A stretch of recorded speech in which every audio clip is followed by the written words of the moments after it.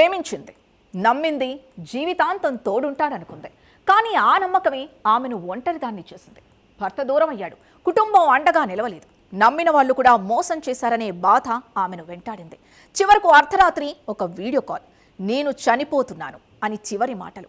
కొద్ది నిమిషాలకే హోటల్ గదిలో ఫ్యాన్కు వేలాడుతూ కనిపించిన యువతి. అది నిజంగా క్షణికావేశంలో తీసుకున్న నిర్ణయమేనా, లేక ఆమెను ఆ పరిస్థితికి నెట్టేసినా కనిపించని చేతులున్నాయా? ప్రేమ పేరుతో మొదలైన జీవితం ఎందుకు విషాదాంతమైంది? ఒక తల్లి తన 8 ఏళ్ల కుమారుణ్ణి అనాథగా వదిలేసేంతగా ఆమె మనసును ఏ బాధ ముక్కలు చేసింది? ఒక్కో ఆధారాన్ని పరిశీలిస్తే ఒక్కో నిజం బయటపడింది. మొదట అనుమానాస్పదంగా కనిపించిన ఈ కేసు పోలీసుల దర్యాప్తులో ఎలాంటి మలుపులు తిరిగింది? డాన్సర్ రేణుక జీవితంలో చివరి రోజుల వెనుక దాగి ఉన్న విషాద గాథ ఏంటి? Let's watch.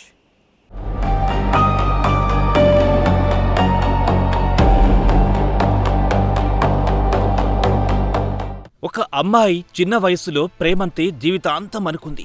ఆ ప్రేమే తనకు రక్షణగా ఉంటుందని నమ్మింది. కానీ అదే ప్రేమ చివరికి ఆమె జీవితాన్ని ఒంటరితనం, మోసం, మానసిక వేదనల దారిలో నడిపించింది. బ్రతకడానికి చేసిన ప్రతి ప్రయత్నం మరో కొత్త గాయాన్ని మిగిల్చింది. చివరకు తన గుండెల్లో దాచుకున్న బాధను ఎవరికి పూర్తిగా చెప్పలేక తన జీవితాన్నే ముగించుకుంది. హైదరాబాద్లో జరిగిన డాన్సర్ రేణుక మృతి మొదట అనుమానాలకు తావిచ్చినా దర్యాప్తు ముందుకు సాగే కొద్దీ వెలుగులోకొచ్చిన విషయాలు ఒక మహిళ జీవితంలో వరుసగా జరిగిన విషాదాల కథను బయటపెట్టాయి.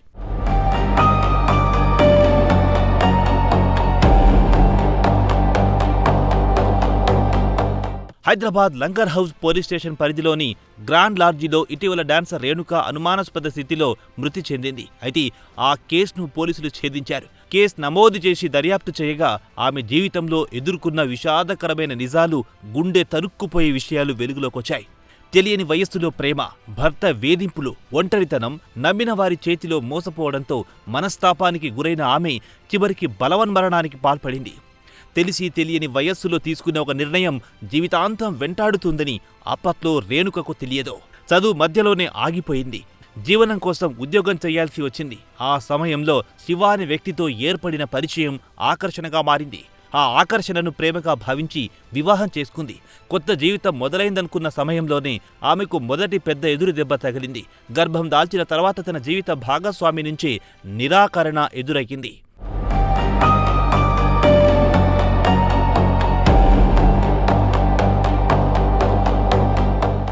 ఇప్పుడే పిల్లలు వద్దు అన్న మాట ఓ మహిళ హృదయాన్ని ఎంతగా గాయపరుస్తుందో ఆమె మాత్రమే తెలుసుకుంది. ఒకవైపు భర్త, మరోవైపు తన కడుపులో పెరుగుతున్న ప్రాణం. చివరకు భార్యగా కాకుండా తల్లిగా ఆలోచించింది. పుట్టబోయే బిడ్డను కాపాడుకోవాలని నిర్ణయించుకుంది. ఆ నిర్ణయమే ఆమెను భర్తకు దూరం చేసింది. కుటుంబం అండగా నిలుస్తుందని అనుకుంది. కానీ అక్కడ కూడా నిరాశే ఎదురయ్యింది. తల్లిదండ్రుల సహకారం లేకుండా కొడుకును చేత పట్టుకుని ఒంటరిగా జీవితం మొదలెట్టింది. బిడ్డను పెంచుకోవడం, ఇంటి అద్దె చెల్లించడం, రోజువారీ ఖర్చులు భరించడం, ఇవన్నీ ఆమెకు ఒకదానిపైన ఒకటి పడ్డాయి. అయినా తల్లి మనస్సు వెనక్కి తగ్గలేదు. ఎలాంటి పనైనా చేసి బిడ్డను పెంచుకోవాలనుకుంది.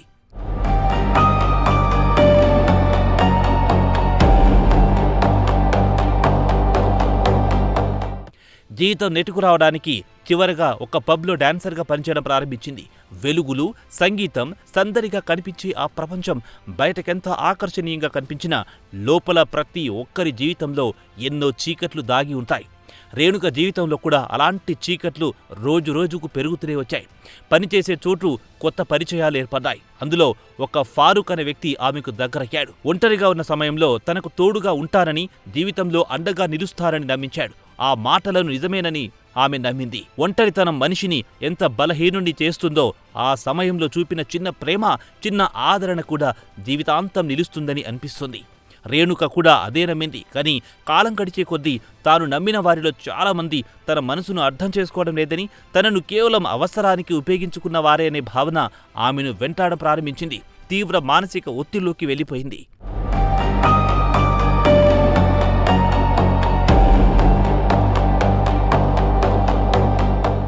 ఇటీవల కాలంలో తనకు దగ్గరగా ఉన్నవారితో ఇలా బ్రతకడం కంటే చనిపోవడం మంచిదని తరచూ చెప్పేదని పోలీసులు గుర్తించారు. చాలాసార్లు అలాంటి మాటలు చెప్పడంతో ఆమె చుట్టూ ఉన్నవాళ్లు కూడా వాటిని పెద్దగా పట్టించుకోలేదు. ఇదే విషాదంలో అత్యంత బాధాకరమైన అంశంగా కనిపిస్తోంది. ఎందుకంటే ఒక మనిషి పలుమార్లు తన బాధను మాటల్లో బయట పెడితే అది సహాయం కోసం చేసే చివరి ప్రయత్నం కూడా కావచ్చు. ఘటన జరిగిన రోజు కూడా ఆమె జీవితం సాధారణ రోజే అనిపించి ఉండొచ్చు. తనకు పరిచయం ఉన్న వ్యక్తి ఫారూక్తో కలిసి హోటల్లో గది తీసుకుంది. ఇద్దరు కొంతసేపు కలిసి ఉన్నారు. తర్వాత అతను బయటకు వెళ్లిపోయాడు. గదిలో ఒంటరిగా మిగిలిన రేణుక అర్ధరాత్రి సమయంలో తన స్నేహితురాలికి ఫోన్ చేసింది. తాను ఆత్మహత్య చేసుకుంటున్నానని చెప్పింది. అయితే ఇంతకు ముందు కూడా అలాంటి మాటలే పలుమార్లు చెప్పడంతో ఆ కాల్ను ఆమె స్నేహితురాలు అంత సీరియస్గా తీసుకోలేకపోయింది.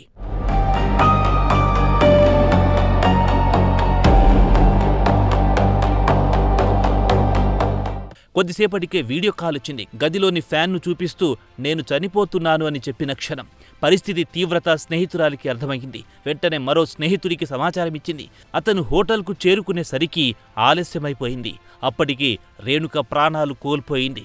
ఆ ఘటన బయటకొచ్చిన వెంటనే ఎన్నో అనుమానాలు వ్యక్తమయ్యాయి. హోటల్ గది, ముందుగా ఆమెతో ఉన్న వ్యక్తి, ఆ తర్వాత జరిగిన పరిణామాలు ఇవన్నీ చూసి ఇది నిజంగా ఆత్మహత్యనా లేక ఇంకేదైనా జరిగిందా అనే సందేహాలు సహజంగానే వచ్చాయి. పోలీసులు కూడా అదే కోణంలో ప్రతి అంశాన్ని పరిశీలించారు.